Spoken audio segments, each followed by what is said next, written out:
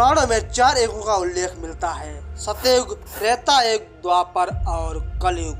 वर्तमान में जितने पाप और अत्याचार हो रहे हैं, इनको देखकर लोग कहते हैं कलयुग का अंतिम चरण चल रहा है और जीवन का अंत होने वाला है। लेकिन ये बात सच्चाई से परे है, क्योंकि कलयुग का अभी सही से प्रारंभ भी नहीं हुआ है। अभी तो कलयुग को आए मात्र 5000 वर्ष ही हुई हैं और बताया जाता है कि कलयुग की उम्र 4,32,000 वर्ष की है। अब आप सोच रहे होंगे कि कलयुग के आरंभ में तो इतने पाप अत्याचार हो रहे हैं, फिर कलयुग के अंतिम चरण में क्या होगा। और आज की इस वीडियो में हम आपको बताएंगे कि कलयुग का आरंभ कब और कैसे हुआ।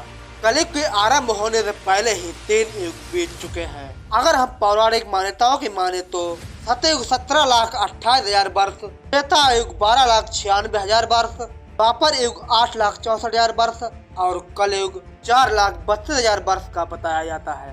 कलयुग के बारे में कुछ लोग कहते हैं कि कलयुग का अंतिम चरण चल रहा है, लेकिन ये वास्तविकता से परे है, क्योंकि कलयुग का अभी सही से आरंभ भी नहीं हुआ है। कलयुग से पूछा गया कि तुम कौन हो, तब कलयुग कहता है कि मैं काल हूँ और काल को समय कहा जाता है। धरती पर जब सत्य आता है तो मैं सतयुग कहलाता हूँ। जब सत्यता खो जाती है, केवल यज्ञ रह जाता है, तो मैं त्रेता कहलाता हूँ। जब दोनों सत्य और यज्ञ नहीं रहता है, केवल दान ही रह जाता है, तो मैं द्वापर कहलाता हूँ। और जब तीनों खो जाते हैं तो मैं कलयुग कहलाता हूँ। वेदों में कहा गया है कि कलयुग में मशीनों का युग आएगा। मशीनों का युग, तकनीक का युग आज हम देख सकते हैं, लेकिन कलयुग आया क्यों?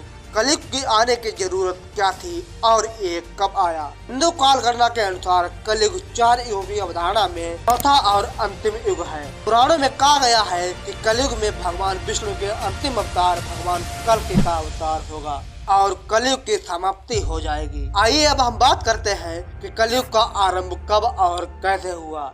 इसके बारे में कई बातें प्रचलित हैं। आर्यभट्ट के अनुसार महाभारत युद्ध 3136 ईसा पूर्व को हुआ था और महाभारत युद्ध के 35 वर्ष बाद भगवान कृष्ण ने देह का त्याग कर दिया था।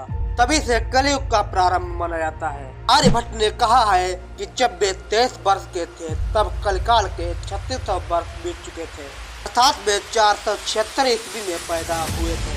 मध्यकाल के भारतीय ज्योतिषियों का मानना है कि कलयुग एवं कल्प के आधार में सभी ग्रह सूर्य और चंद्र को मिलाकर चैत्र शुक्ल प्रतिपदा को रविवार के सूर्योदय के समय एक साथ एकत्र थे। कहानियों में बताया जाता है कि जब धर्मराज युधिष्ठिर ने अपना पूरा राजपाट दीक्षित को सौंपकर अन्य पांडवों और द्रौपदी के साथ हिमालय की ओर निकल गए, तभी सरस्वती नदी के किनारे स्वयं धर्म बैल के रूप में और धरती गौ माता के रूप में मिले। आरूपी पृथ्वी के नेत्र आंसुओं से भरे थे।